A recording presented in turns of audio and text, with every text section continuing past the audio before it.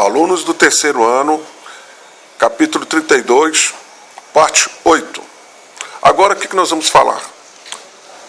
Processo de especialização. O que é Recapitulando, especiação. O que significa processo de especiação? É o processo de formação de uma nova espécie. Então, quando surge uma espécie, é porque fatores levaram à criação dessa espécie. Isso chama-se especiação. Essa especiação, ela ocorre de vários fatores. O isolamento geográfico e o isolamento reprodutivo. O isolamento geográfico é fácil. Barreiras físicas impedem a migração dos indivíduos que estão naquela área. Isso era muito comum no passado com os seres humanos. Ficavam restritos a determinadas áreas do planeta e pouca migração, por isso que tendiam a ser mais ou menos iguais. Quando você isola uma população geograficamente, a tendência é que com o passar do tempo, todos os indivíduos passem a ter genótipos semelhantes. Por quê? Porque você aumenta a frequência do gene e diminui a variabilidade genética. Porque um dos fatores para ter variabilidade genética é cruzamento ao acaso. Já o isolamento reprodutivo, ele pode vir de duas situações. Barreira geográfica ou sem barreira geográfica. Barreira física, delimitação. A barreira com isolamento é porque a população não pode transitar. Então ela fica restrita a uma determinada área geográfica e aí ela só vai reproduzir dentro dessa área. Agora, em muitos casos, o isolamento reprodutivo se dá pela escolha que as fêmeas de determinada espécie faz. Então, muitas vezes, não tem a barreira geográfica, mas tem a questão do isolamento reprodutivo. O conceito de espécie significa um ser adaptado ao meio que gera descendentes semelhantes. Esses descendentes também estão adaptados ao meio e esses descendentes conseguem reproduzir seres semelhantes. Esse é o conceito de espécie. Mecanismos que levam ao isolamento reprodutivo. De acordo com o conceito biológico de espécie, duas populações naturais correspondem a espécies distintas. Lembrando que no caso da espécie humana, só tem um tipo. O gênero Homo, habitando a Terra, só tem hoje o Homo sapiens, não tem uma outra espécie. Então, no nosso caso, ela não se aplica. Deve-se à presença de características dos organismos que impedem o seu cruzamento com indivíduos de espécies diferentes. Esse exemplo é muito clássico, que foram colocados espermatozoides de várias espécies numa placa com óvulos de várias espécies. E o espermatozoide ele desenvolve um fenômeno chamado quimiotaxia. São sensores químicos que levam o espermatozoide a reconhecer o óvulo da espécie dele. Apesar de existir na natureza alguns híbridos, que eu já comentei com vocês. A égua cruza tanto com o cavalo quanto com o burro. E a tigresa cruza com o leão. Agora repare, senhores. A tigresa cruza com o leão, mas a leoa não cruza com o tigre. Uma coisa interessante nesse aspecto. São chamados os híbridos naturais. Esse mecanismo de isolamento reprodutivo, ele pode ser pré-zigótico ou pós-zigótico. O que são mecanismos reprodutivos pré-zigóticos? São aqueles que impedem o encontro das espécies para acasalamento ou fecundação dos gametas. Assim, consequentemente, a formação do zigoto. Quer dizer, de uma forma pré-zigótica, não chega nem cogitar o cruzamento entre indivíduos de espécie diferente. O comportamento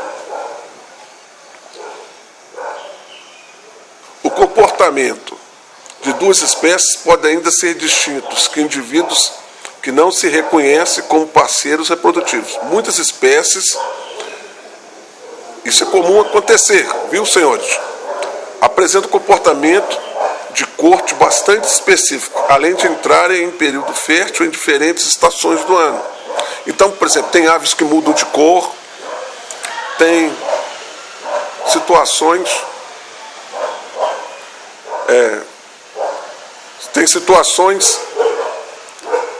em que desculpe, senhores, eu estou tendo um problema aqui, eu vou solucioná-los. Ah, não, já foi solucionado. Então vamos continuar. Eu estava dizendo aos senhores que muitas vezes o comportamento dos indivíduos levam a esse tipo de mecanismo pré-zigótico de isolamento reprodutivo.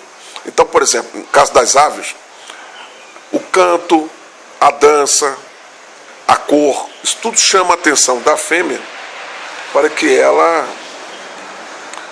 escolha, na visão, na situação, o mais adaptado para ela. Os mecanismos pós-zigóticos, eles atuam após a fecundação, impedindo que o zigoto Y se desenvolva em um adulto fértil. É o caso quando, exemplo da mula.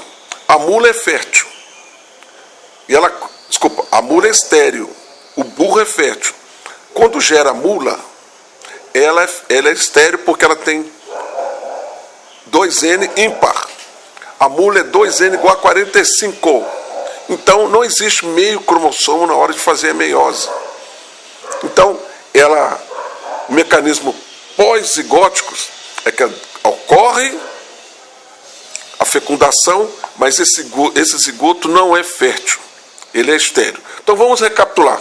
O pré-zigótico, o mecanismo de isolamento reprodutivo pré-zigótico, ele ocorre quando? Ocorre uma prévia seleção dos indivíduos que farão a reprodução. O exemplo muito clássico são das aves.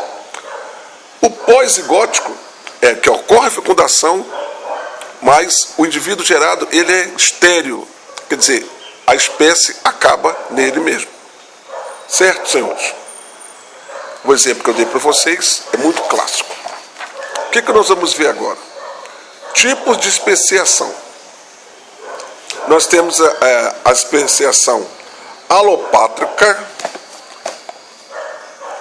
nós temos a especiação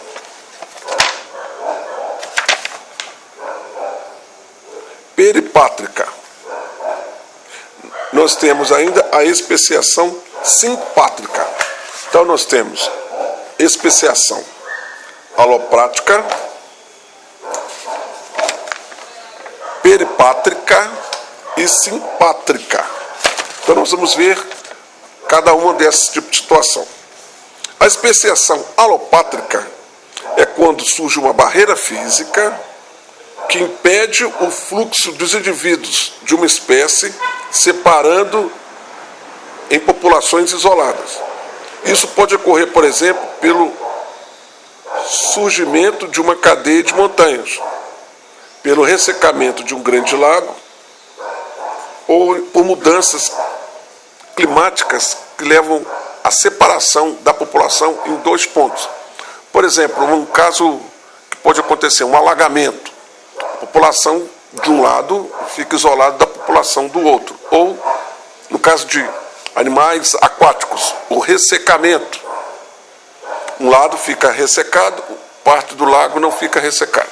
Então, especiação alopátrica ocorre quando tem uma barreira física impedindo o fluxo dos indivíduos de populações entre as populações. Já a população alopátrica, ela pode ser peripátrica ou parapátrica. A população alopátrica, peripátrica, ocorre quando é divididas em duas populações pequenas. Quando divide em duas populações, uma pequena e uma grande. Essa pequena parcela, por estar mais sujeita aos efeitos da deriva gênica, pode muito rapidamente sofrer especiação e se tornar incapaz de cruzar. Ficou tão dividida que depois uma população não reconhece a outra. O exemplo é padrão de luz utilizado na corte específico de cada espécie de vagalume. Então, o padrão de iluminação que ele produz, na hora de chamar a atenção da fêmea, na hora da corte, é um fator que pode levar à especiação paripátrica. Outro tipo de especiação alopátrica é a especiação parapátrica. Nessa situação, uma espécie ocupa uma grande área de distribuição, de modo que a população de um extremo não se reproduz com aquela que ocupa o outro extremo. Então, elas estão separadas por uma distância muito grande. Por isso que dificulta a população A cruzar com a população B. Então, vamos recapitular, gente. A especiação, ela pode ser alopátrica e simpátrica. Dentro da população, da especiação alopátrica, nós temos a peripátrica e a parapátrica. A especiação alopátrica para peripátrica, ela ocorre quando as populações são divididas, uma de tamanho maior e outra de tamanho menor. E por estarem divididas fisicamente, elas acabam não interagindo entre si e, de tanto reproduzir entre eles, acabam perdendo algumas estruturas genotípicas e passam a surgir uma nova espécie. Então elas perdem depois a capacidade de cruzar uma com a outra. A situação agora é especiação alopátrica parapátrica. Ocorre a separação de duas populações, e essas populações elas ficam separadas com um grande espaço geográfico, geralmente ocupando os extremos. E aí, essa grande distância impede que elas se cruzem. Então, esse isolamento geográfico se dá pela distância entre cada uma das populações. Quando isso ocorre, nós falamos que é a especiação parapátrica. O outro tipo de especiação é a simpátrica. A especiação simpátrica ocorre quando o surgimento de barreiras reprodutivas de populações que vivem numa mesma região. Quer dizer, a população ela não está fisicamente separada, mas ela tem um isolamento reprodutivo. Um exemplo clássico, que eu vou falar agora, na América do Norte coexistem macieiras e espinheiros brancos. No entanto, as fêmeas das moscas da maçã tendem pôr seus ovos no fruto em que nasceram. Então, o que acontece, senhores? A mosca ela tem de voltar no fruto, na árvore que ela nasceu. De modo similar, os machos tendem a procurar as fêmeas também onde nasceram. Portanto, embora as moscas são capazes de intercruzar, gerando descendentes férteis, habitem a mesma região, elas só procuram as fêmeas que nasceram na mesma árvore. Isso é o isolamento reprodutivo. Simpátrica, certo? Para a gente entender as várias diversidades, senhores, nós temos que entender o que é o cladograma.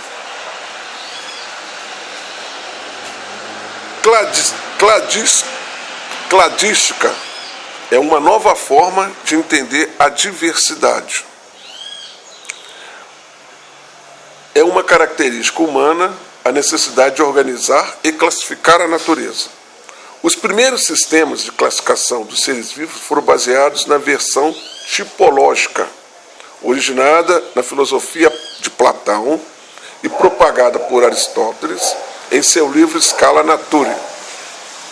É também o caso do sistema de classificação do biológico proposto por Linneu. Contudo, atualmente, depois da disseminação e da aceitação de ideias de Darwin no século XIX, apontavam a existência de um ancestral comum a todos os seres vivos. E aí então surge a classificação cladística, ou seja, em clados. A cladística propõe que os seres vivos sejam classificados de acordo com seu grau de parentesco. Por isso que muitas vezes nós falamos que um camundongo tem um grau de parentesco maior do que os chimpanzés. Nós vamos continuar, então, senhores, na nossa próxima e última aula do capítulo 32. Obrigado.